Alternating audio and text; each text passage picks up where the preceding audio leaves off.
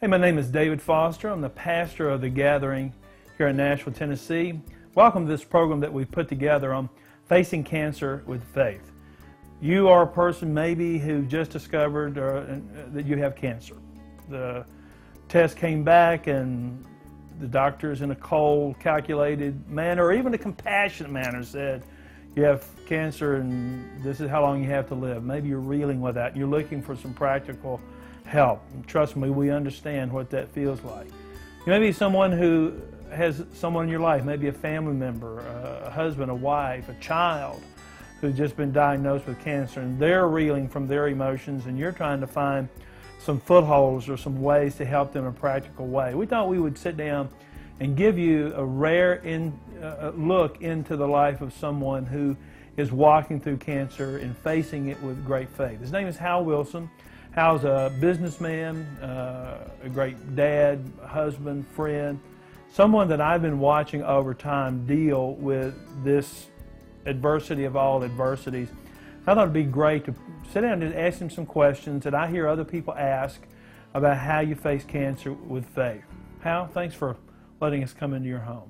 Well, I appreciate the opportunity to share with the folks a little bit about what I've been going through for the past year and a half. Good.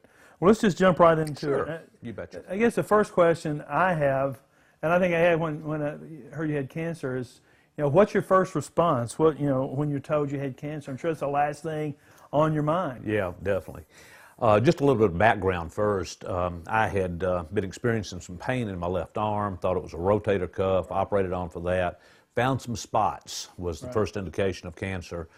Went back in 3 months and ran some more tests, and I thought everything was fine. They thought, well, they're probably calcium deposits. And I'll never forget the day I found out I had cancer. I was sitting in my office, and I got a phone call from the doctor's nurse, of all people. Right. And she said, Hal, this is Lisa over at Dr. Blank's office. I just wanted to give you a call and let you know we found out what's wrong with you. I says, really, what is it? She says, you have cancer, and we'd like for you to come in, and we're going to put a steel plate in your left arm because the cancer's pretty well eaten through your humerus. I says, really? Called me on my cell phone, middle of the day in my office. Wow. I was in a state of shock. And Dickie, my wife, remembers it well. I went from my office, which is upstairs in our building, downstairs, and told her, I says, I've got cancer. Wow. And it was tough. I can imagine. So what type of cancer did you have, and what kind of prognosis did they give you? Okay. I am diagnosed with what is, I'll give you the big name here, renal cell carcinoma, clear variety, which is a fancy name for metastatic kidney cancer, which means that it did originate in my left kidney, in this case, and spread through my blood into other parts of my body. It's now in my spine, my hips, where else? My shoulder. It's pretty much all over, which has sort of hampered me a little bit. Prognosis is eventually it'll get me. Right. But right now I'm fine. It's stable, which I'm happy about that. Now, you've been dealing with this how long? About a year and a half. August '06 is when I was originally diagnosed.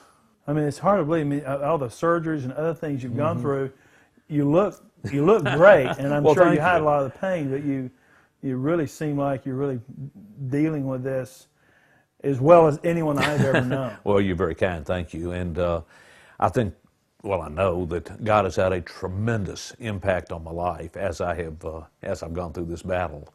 And everything's going good. Everything's stable. We have good doctors, and so I don't really have any complaints.